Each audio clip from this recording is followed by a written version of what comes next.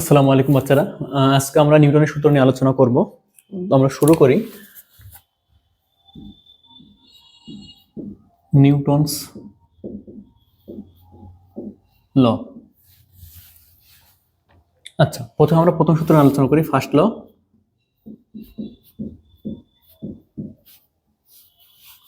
আমরা ফার্স্ট ল কি জানি, সেটা হচ্ছে যে কোনো বস্তুর উপর যদি বাহ্যিক বল প্রয়োগ না, কি বলছে, বস্তুর উপর বাহ্যিক বল প্রয়োগ না করলে স্থির বস্তু স্থির থাকবে এবং গতিশীল বস্তু সমবেগে চলতে থাকবে, তাই না? তো এখন দেখো, এখানে কি বাহ্যিক বল যদি আমি প্রয়োগ না করি তাহলে কি হবে, স্থির বস্তু স্থির থাকবে এবং গতিশীল বস্তু সমবেগে চলতে থাকবে। তো এখানে দেখো তো, আমি যদি একটা বস্তু এখানে নিই, কিন্তু এই বস্তুর উপরে সেম পরিমাণ ফোর্স যদি বিপরীত দিকে অ্যাপ্লাই করি তাহলে কি হবে? এখানে 10 নিউটন ফোর্স অ্যাপ্লাই করলাম, এই পাশে আমরা 10 নিউটন ফোর্স অ্যাপ্লাই করলাম, তাহলে কি হবে বলো তো? স্থির থাকবে। কি থাকবে? কিন্তু আমি তো বাহ্যিক বল অ্যাপ্লাই করছি, তাই না? বাহ্যিক বল প্রয়োগ করলে কি হওয়া উচিত ছিল? গতিশীল বা ত্বরণ হওয়া উচিত ছিল, বাট কি স্থির থাকতেছে না। তাহলে তোমার সূত্রের সাথে এটা ঠিক আছে, মিল আছে? না, নাই। তাহলে তাহলে হচ্ছে আমরা একটু ঠিক করে নেব, সেটা হচ্ছে এখানে বাহ্যিক বল প্রয়োগ না করলে না, এখানে হবে বাহ্যিক বল শূন্য হলে। কি হলে? বাহ্যিক বল শূন্য হলে। এখানে বাহ্যিক বল কি হলে? শূন্য হলে। তাহলে এখন দেখো, সব ক্ষেত্রে এটা প্রযোজ্য হবে। বাহ্যিক বল শূন্য হলে স্থির বস্তু স্থির থাকবে এবং গতিশীল বস্তু সমবেগে চলতে থাকবে। এখানে খেয়াল করে দেখো, এখানে 10, এখানে 10, বিপরীত দিক থেকে কাজ করতেছে, যোগ করলে কত হবে? শূন্য। এই বস্তু স্থির থাকবে না? এখন হচ্ছে কি স্থির থাকবে। তো আমরা একটু হালকা ভাষাগত এটা কি করলাম, একটু এডিট করে নিলাম। এবার আসে হচ্ছে আমরা এই প্রথম সূত্র থেকে আমরা কি কি পাচ্ছি দেখি। প্রথম সূত্র থেকে প্রথমে পাচ্ছি তোমাদের বলের ধারণা, বাহ্যিক বল। তো কিসের ধারণা পাচ্ছি আমরা? বলের ধারণা। নেক্সট কি বলতো, স্থির বস্তু স্থির থাকতেছে এবং গতিশীল বস্তু সমবেগে। তো যে বস্তু যে অবস্থায় আছে সে অবস্থা থাকার পরিমাণ জড়তা। তো আমরা কি কিসের ধারণা পাচ্ছি? জড়তার ধারণা। 3 নম্বর হচ্ছে সাম্যাবস্থা ধারণা পাচ্ছি। কিসের ধারণা?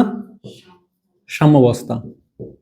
সাম্যাবস্থা মানে কি, ওই যে স্থিতিশীল বস্তু স্থির থাকতেছে, গতিশীল বস্তু গতিশীল থাকতেছে, এটাকে সাম্যাবস্থা বলা যায়। যে এটা দুইটা সমস্যা, দুই প্রকার, একটা হচ্ছে স্থিতিশীল সমস্যা আর একটা গতিশীল সমস্যা।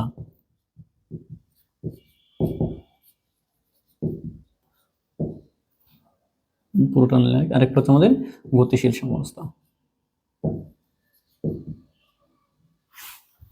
4 নাম্বার, এখানে কি বলতেছে যে আমাদের হচ্ছে বাহ্যিক বল শূন্য হলে তাহলে কি হবে? সামেশন এফ সমান সমান 0। এখানে দ্যাট মিন্স একটা বস্তুর উপরে যতগুলো ফোর্স কাজ করবে তাদের যোগফল কি হবে? অবশ্যই 0 হবে। 0 দুই ভাবে হতে পারে, এক, আমি কোনো বাইরে থেকে ফোর্স অ্যাপ্লাই করি নাই, সেইটা একটা 0 হতে পারে। আর একটা হচ্ছে অ্যাপ্লাই করছি বাট তাদের যোগফল কি হবে? 0 হবে। বুঝা গেছে? তো আরেকটা ক্ষেত্রে বাহ্যিক বল যদি 0 হয় তাহলে এম কখনো কি 0 হয়? ধর আমরা চিন্তা করি এরকম, এফ মানে কি জানি? এম এ না? তাহলে এফ এর মান যদি 0 হতে হয় তাহলে অবশ্যই এ কে 0 হতে হবে, তাই না? তাহলে M is not equal to 0 আর এ অবশ্যই কি হবে? 0 হবে। এটাকে আমরা এভাবে লিখতে পারি, সামেশন এফ এক্স সমান সমান 0। দ্যাট মিন্স এক্স অক্ষ বরাবর যতগুলো ফোর্স কাজ করবে তাদের যোগফল 0,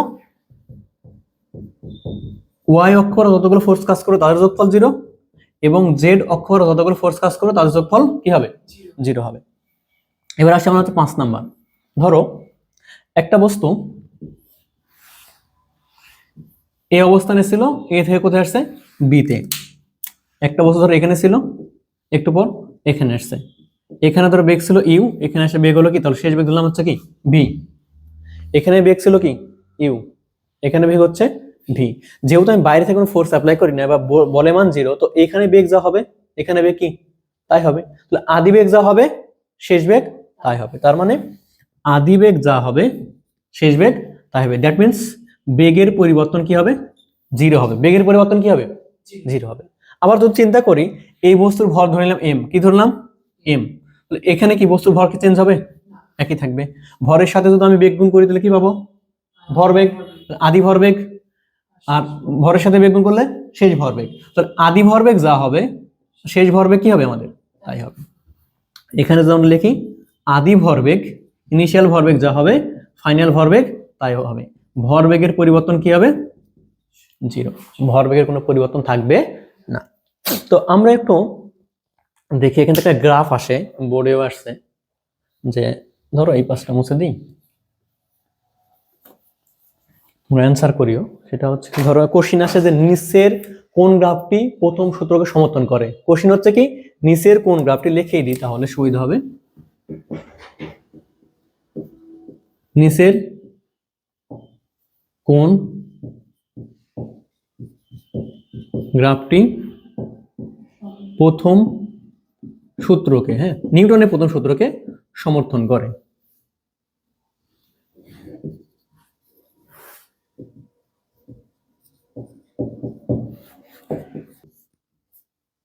ছোট ছোট করে ড্র করি, এই পাশে এস দিলাম, এই পাশে হচ্ছে টি, 2 নাম্বার।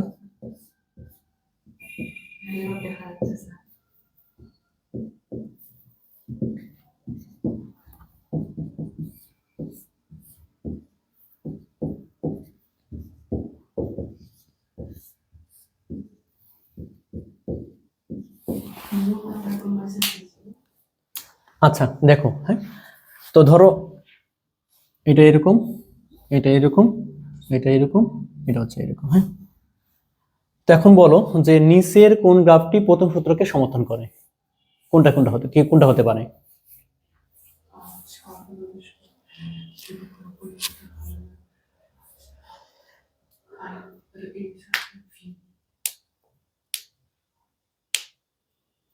আর একটা, হ্যাঁ 2 না হলে 3 না। আচ্ছা তুমি, আচ্ছা দেখো এখানে 2টা অ্যান্সার হবে। কয়টা অ্যান্সার হবে? যে একটা হচ্ছে 1 নাম্বার আর 3 নাম্বার। দেখো এখানে কি হচ্ছে, আমাদের সমবেগে থাকা লাগবে, কি থাকা লাগবে বলো তো? কোনো ত্বরণ থাকা যাবে না, আর বেগ কি হবে? সমবেগ। এস ভার্সেস টি এটা কি নির্দেশ করে? মূল বিন্দুকে আমাদের সমবেগ নির্দেশ করে না? তাহলে এটা কি হবে? এটা সমবেগ, সমবেগ। ভি ভার্সেস টি, দেখো তো সময় যাচ্ছে কিন্তু বেগের মান কি হচ্ছে না, চেঞ্জ হচ্ছে না, তার মানে এটাও কি সমবেগ, এটাও কি সমবেগ, সমবেগ। এটা সমতরণ, এটাও কি সমতরণ। বুঝতে পারছো? গ্রাফ কি বুঝো কেমন তোমরা? হালকা পাতলা, মানে এগুলো গ্রাম কি বুঝো কেমনে, কিভাবে হয়? আচ্ছা সমস্যা নেই, একদিন গ্রাফ নিয়ে আলোচনা করবো, কেমন? আচ্ছা তাহলে এই ছিল আমাদের প্রথম সূত্র।